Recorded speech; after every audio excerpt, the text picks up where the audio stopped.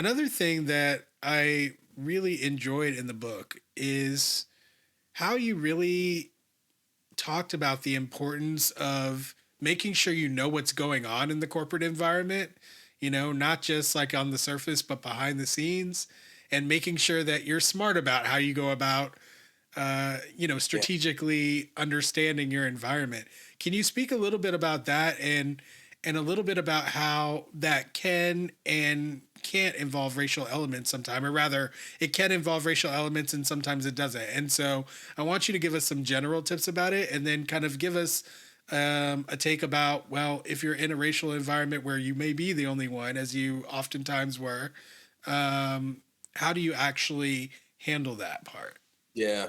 So just on the first part of the question, just around being informed, it goes back to what I just said earlier in that you got to recognize that the ground is always shifting beneath your feet.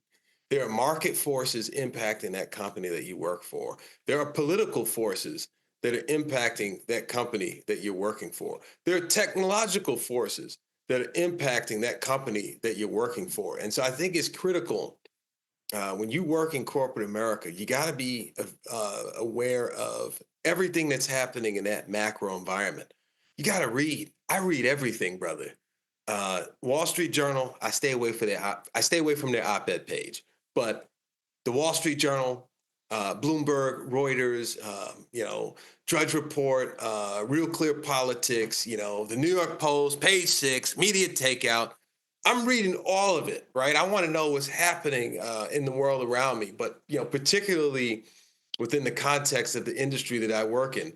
I happen to do work that I knew when the Supreme Court overturned affirmative action. This was in 2023. I knew that there would eventually be some downstream impacts to the work that I'm doing, and I knew that there would be even more impact after Donald Trump was elected to a second term in the White House. Just Um, for our audience, tell them exactly what is the work you're doing. Yeah, so I can't go into everything that I do, but I'm an executive director of advancing Black pathways at JPMorgan Chase. And so all of this type of work, this race-based type work is being affected by the broader macro environment that we're living in. But even going back to previous jobs, I was once a reporter at or an editor at a trade publication. I wrote about it's probably the most dull subject you can think of, trading technology, and how traders were using technology to trade different asset classes like derivatives and fixed income, equities, et cetera, et cetera. And that company was caught up in the major market dislocation of the late 2000s that eventually led to a lot of traditional print media being utterly and entirely decimated. And I kept my ear to the street with what was happening, externally, the macro environment. But then I would also, I had my sources internally, senior leaders, folks in different departments. Hey, yeah, what's going on? You got to have sources. I don't know if you were a fan of Game of Thrones, but there was a character on that show, Lord Varys, and he had spies everywhere, and so he knew more than most people what was happening in his realm. You almost have to have that type of approach and have little birdies that are going to feed you information within your company so that you can know what's coming down the pipeline and that you're not going to get caught blindsided.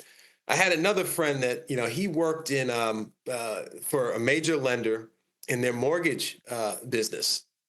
And right around the time that interest rates started to creep up, he said, "Yeah, I got to get up out of this line of business." And he wound up landing a job in a company's division for entrepreneurs that helped them get access to capital. He got out. He was reading the Wall Street Journal.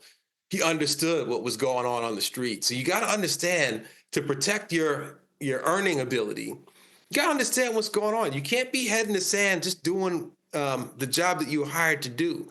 That's I think a foolish way to go about life if you're intent on surviving in this type of environment. Now, as it pertains on the race front, I tend to think about this question almost universally. I believe that you got to have friends everywhere you work. And I don't care what their background is. I got to be able to plop you in any office environment, and you got to be able to find your people. You got to find your tribe, the people that you vibe with in that environment. And I remember I worked at a company once, and I was the only black dude in this company, the only one.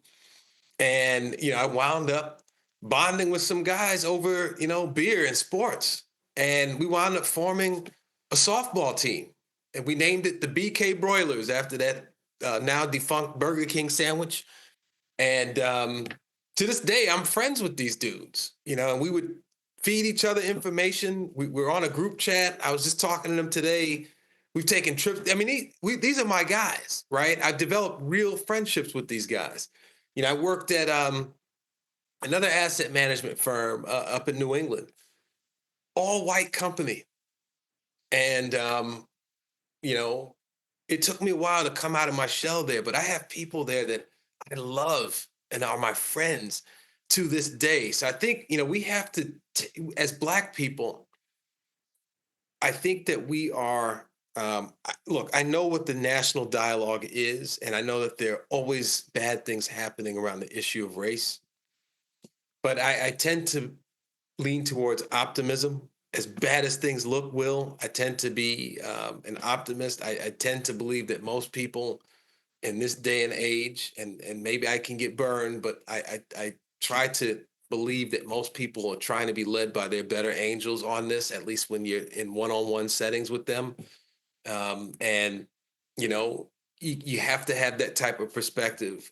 You have to give people benefit of the doubt as human beings. And I know we've had our experience as Black people, but we should also give people a chance, I think, to embrace us as friends.